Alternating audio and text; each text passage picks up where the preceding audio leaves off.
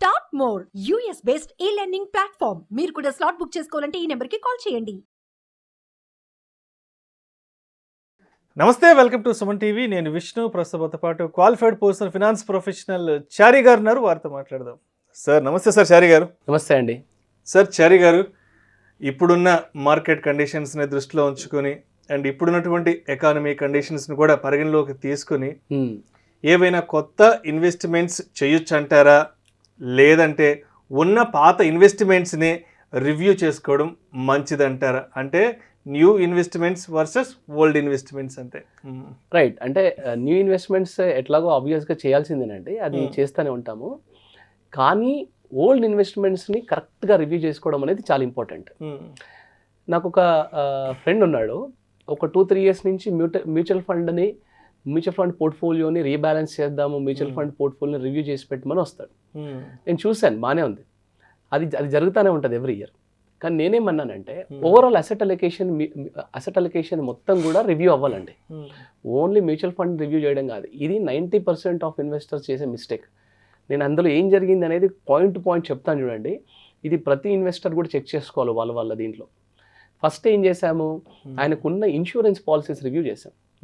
ఏం జరిగింది అక్కడ, నేను అంతకుముందు చూడలేదు. ఇప్పుడు చూస్తే ఏం జరిగింది, 16 లైఫ్ ఇన్సూరెన్స్ పాలసీస్ ఉన్నాయి ఆయన దగ్గర. Oh my God, 16. యా, అందులో ఆయనకి ఉపయోగపడే ప్లాన్స్ 3-4 ఉన్నాయండి. ఆయనకి, వాళ్ళ వైఫ్కి ఉన్న టర్మ్ ప్లాన్స్, వాళ్ళ బాబు నేమ్ పైన తీసుకున్న చైల్డ్ ఎడ్యుకేషన్ ప్లాన్, ఇలాంటివి ఒక 4-5 ఉన్నాయి అంతే. మిగతావన్నీ ఎందుకు తీసుకున్నారంటే ట్యాక్స్ గురించి తీసుకున్నాము, కొంతమంది ఆబ్లిగేషన్ చేశారు, కొంతమంది ఏదో గోల్డ్ లోన్ గురించి వెళ్తే అక్కడ చేశారు. ఇలాగ తెలిసి తెలియక నెలకి 35,000-40,000 వరకు ఓన్లీ లైఫ్ ఇన్సూరెన్స్ ప్రీమియమ్స్ కడుతున్నారు. ఫస్ట్ ఏం చేయాలి ఇక్కడ మనము, మనకి అవసరం లేని పాలసీస్ని డెఫినెట్గా తీసేసేయాలి, వాటిని పక్కన పెట్టాలి, సరెండర్ చేసేసేయాలి. ఇంకా వాటితో మనకి లాస్ ఉన్నా లాస్ లేకపోయినా, ప్రాఫిట్ ఉన్నా ప్రాఫిట్ లేకపోయినా దాన్ని మాత్రం అక్కడ కాల్ తీసుకోవాలండి, లేదంటే మనకు అక్కడ మిస్టేక్ జరుగుతూనే ఉంటుంది. ఓకే. రెండవది నేనేం చేశాను, ఆయనకున్న రియల్ ఎస్టేట్ని రివ్యూ చేశాను. రియల్ ఎస్టేట్ రివ్యూలో ఏం జరిగింది, సొంత ఇల్లు ఉంది, దానికి హోమ్ లోన్ నడుస్తూ ఉంది. అలాగే ఊర్లో చిన్న పొలం ఉంది, దాంట్లో అగ్రికల్చర్ నడుస్తూ ఉంది. అవి కాకుండా కొన్ని చిన్న స్థలాలు, ఒక అపార్ట్మెంట్ కొన్నాడు ఆయన 10-15 ఇయర్స్ బ్యాక్. ఇప్పుడు ఈ ప్రాపర్టీస్ కానివ్వండి, ఆయన ఉంటున్న ఇల్లు కానివ్వండి, వేరేవన్నీ బాగానే ఉన్నాయి. కానీ ఫ్లాట్ గురించి డిస్కషన్ వచ్చినప్పుడు ఏం జరిగిందంటే, ఫ్లాట్ కాస్ట్ వచ్చేసి 50 lakhs అండి ఇవాళ. ఈ ప్రాపర్టీస్ అన్నిటిని కూడా రివ్యూ చేసేటప్పుడు నెక్స్ట్ 10 yearsలో ఇవి ఎలా ఉండబోతున్నాయి అనేది ఒక అనాలిసిస్ మాత్రం ఖచ్చితంగా చేయాలండి. ఇవాళ ప్రజెంట్ మార్కెట్ ఏంది, నెక్స్ట్ 10 yearsకి మార్కెట్ కండిషన్స్ తగ్గట్టుగా ఈ పెట్టుబడులు ఏ విధంగా ఉండబోతున్నాయి. కరెక్ట్, అదే కదా రివ్యూ అంటే. ఈ రివ్యూ కదా చేయాల్సింది. ఆయన ఏమన్నాడంటే, ఖచ్చితంగా ఈ 50 lakhs ప్రాపర్టీ మాత్రం నాకు ఎలాంటి రిటర్న్ ఇవ్వదండి, నాకు తెలుస్తుంది. ఎందుకంటే కంప్లీట్ ఓల్డ్ అపార్ట్మెంట్. మనకి ఈ 50 lakhs నేను పెట్టిన ఏదైతే 50 lakhs ఇవాళ వాల్యూ ఉందో, మ్యాక్సిమం ఇంకో 60 అవుతుంది వచ్చి నెక్స్ట్ 10 years, కానీ అంతకంటే పెరిగే ఛాన్సెస్ అయితే నాకు కనిపించట్లేదు అని అన్నాను. రెంట్ ఓవరాల్గా నేను క్యాలిక్యులేట్ చేస్తే ఎంత వస్తుంది, ఇయర్ మొత్తానికి కలిపి 3% రెంట్ వస్తుంది. నేను అన్నాను 50 lakhs మీరు యావరేజ్గా మళ్ళీ అది తీసి రియల్ ఎస్టేట్లో పెట్టినా, లేదా వేరే అదర్ ఇన్స్ట్రుమెంట్ మ్యూచువల్ ఫండ్స్ లాంటి దాంట్లో పెట్టినా, యావరేజ్గా మీకు 12% రిటర్న్ వేసుకున్నా నెక్స్ట్ 10 yearsలో 50 lakhs కాస్త 1.45 crores అవుతుందండి. మరి ఇది ఎందుకు రివ్యూ చేయట్లేదు దీన్ని అని అడిగాను. అలాగా 5 years నుంచి రివ్యూ చేయట్లేదు, 5 years నుంచి సేమ్ ప్రాపర్టీ రిటర్న్ అలాగే ఉంది, అండ్ నెక్స్ట్ 10 yearsలో ఆయనకి ఎలాంటి నమ్మకము లేదు. మరి ఇక్కడ రివ్యూ జరగకపోతే ఏంటి, ఎంత పెద్ద నష్టం జరుగుతుంది అంటే, రివ్యూ చేయాల్సిన దగ్గర రివ్యూ చేయకుండా, రివ్యూ అవసరం ఉన్న అవసరం లేకపోయిన దగ్గర దానికి ఒక రీబ్యాలెన్సింగ్ అని ఒక వర్డ్ పెట్టుకొని అక్కడ రివ్యూ జరుగుతుంది, కానీ ఇక్కడ రివ్యూ జరగట్లేదు. ఇలాంటివి ఎన్నో ప్రాపర్టీస్ ఉన్నాయండి, సెంటిమెంట్ లింక్ చేస్తామని. తీసుకున్నది ఇన్వెస్ట్మెంట్ పర్పస్, ఇన్వెస్ట్మెంట్ని ఇన్వెస్ట్మెంట్ లాగానే ట్రీట్ చేయాలి. మనం సెంటిమెంట్ దేనికి ట్రీట్ చేయాలి, మన పేరెంట్స్ ఇచ్చిన ఇంటికో, మనం ఆల్రెడీ ఉంటున్న ఇంటికో సెంటిమెంట్ లింక్ చేస్తే దాంట్లో అర్థం ఉంది. కానీ ఇన్వెస్ట్మెంట్ పర్పస్ చేసిన దానికి సెంటిమెంట్ ఎందుకండి, ఇంకా దెర్ ఈజ్ నో పాయింట్ కదా. ఇలాంటి వాటి దగ్గర రివ్యూ ఖచ్చితంగా జరగాలి. ఓకే. మూడోది ఏం చేశాను, ఆయనకున్న గ్యారంటీడ్ ప్లాన్స్ రివ్యూ చేశాను. కొంతవరకు ఎవ్రీ మంత్ ఎంప్లాయీ ప్రావిడెంట్ ఫండ్లో వెళ్తుంది, అది ఒక మంచి సైజబుల్ కార్పస్ ఉంది అక్కడ. తర్వాత ఆయన పీపీఎఫ్ కూడా కడుతున్నారు, అది కూడా మంచిదే, మంచి కార్పస్ ఉంది అక్కడ. 25 lakhs ఎఫ్డీలో పెట్టుకొని కూర్చున్నారు. ఇది ఎందుకు పెట్టారు, ఎప్పటి నుంచి పెట్టారంటే గత 5 years నుంచి అలాగే ఉంది, అండ్ ఇది ఏదో ఊరికి ఏదైనా ఎమర్జెన్సీ ఫండ్ ఉంటుంది కదా అని పెట్టాను. ఎమర్జెన్సీ ఫండ్, గ్యారంటీడ్ ఇన్వెస్ట్మెంట్ బాగానే జరుగుతున్నాయి. ఎమర్జెన్సీ ఫండ్ అంటే ఏంటి, మనకి 6 months మాక్సిమం 6 months ఖర్చులు.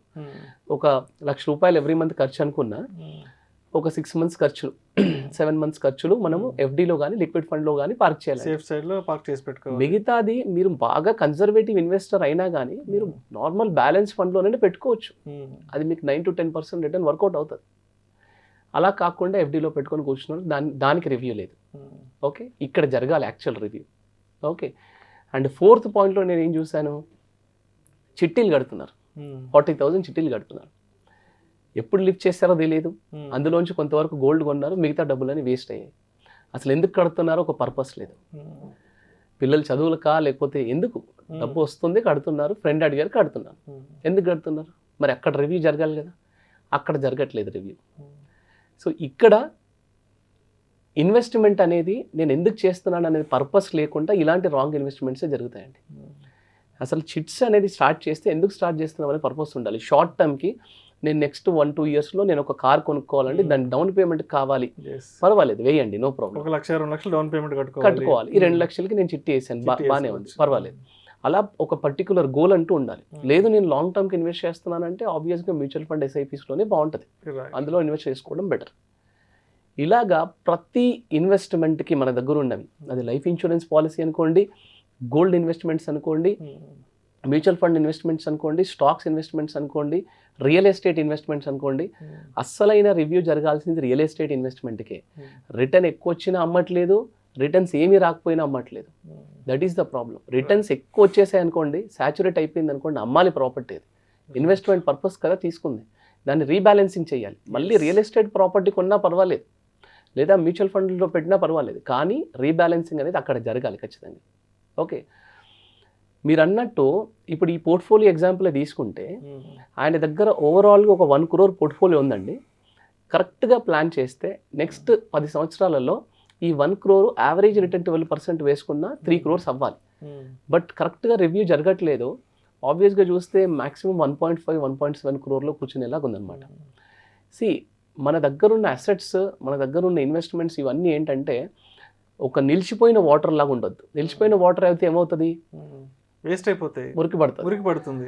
ఫ్లోయింగ్ వాటర్ లాగా ఉండాలి, ఫ్రెష్గా ఉండాలి, దానికి రెగ్యులర్గా రివ్యూ జరగాలి.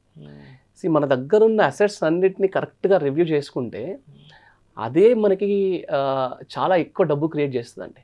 ఓకే, ఇవన్నీ నేను ఎప్పుడు చెప్తా ఉంటాను, మళ్ళీ చెప్తానండి.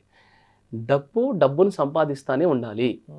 మనం ఊరికే కూర్చుంటే ఎంత ప్రాబ్లం అవుతుందో, మన దగ్గరున్న అసెట్స్ అన్నీ కూడా ఊరికే కూర్చుంటే అదే ప్రాబ్లం అవుతుందండి. డబ్బు ఎప్పుడే కానీ ఊరికే కూర్చోకూడదు. డబ్బును సంపాదిస్తూ ఉండాలి. అస్తమానం మనం డబ్బు గురించి వర్క్ చేయడం కాదు, కొన్ని సంవత్సరాలు మనం వర్క్ చేసిన తర్వాత, 10 సంవత్సరాలు 15 సంవత్సరాలు వర్క్ చేసిన తర్వాత ఆ 15 సంవత్సరాలు మనం క్రియేట్ చేసిన డబ్బు ఏదైతే ఉందో ఆ డబ్బు మన గురించి వర్క్ చేయడం స్టార్ట్ చేయాలన్నమాట. సో ప్రతి దానికి రివ్యూ జరగాలి. కొత్త ఇన్వెస్ట్మెంట్స్ కంటే కూడా ఎక్కువ ఫోకస్ ఉన్న అన్ని అసెట్స్ రివ్యూ మీద పెట్టామనుకోండి, డెఫినెట్గా చాలా వెల్త్ క్రియేట్ అవుతుందండి. కొత్త ఇన్వెస్ట్మెంట్స్ ఎలాగో జరుగుతానే. థ్యాంక్ యూ సో మచ్ చారి గారు. థ్యాంక్స్ అండి. ఇప్పుడున్న మార్కెట్ కండిషన్స్ని, ఎకానమీ కండిషన్స్ని దృష్టిలో పెట్టుకొని కొత్త ఇన్వెస్ట్మెంట్స్ ఎంతవరకు చేసుకోవచ్చు, అదేవిధంగా పాత ఇన్వెస్ట్మెంట్స్ని ఏ విధంగా రివ్యూ చేసుకోవాలి అనే అంశం గురించి మీ విశ్లేషణ చాలా చక్కగా తెలియజేశారు. Thank you so much sir. Thanks అండి. నమస్తే. సుమన్ టీవీలో మీ పర్సనల్ అండ్ బిజినెస్ ప్రమోషన్స్ కోసం కింది నెంబర్కి కాంటాక్ట్ చేయండి.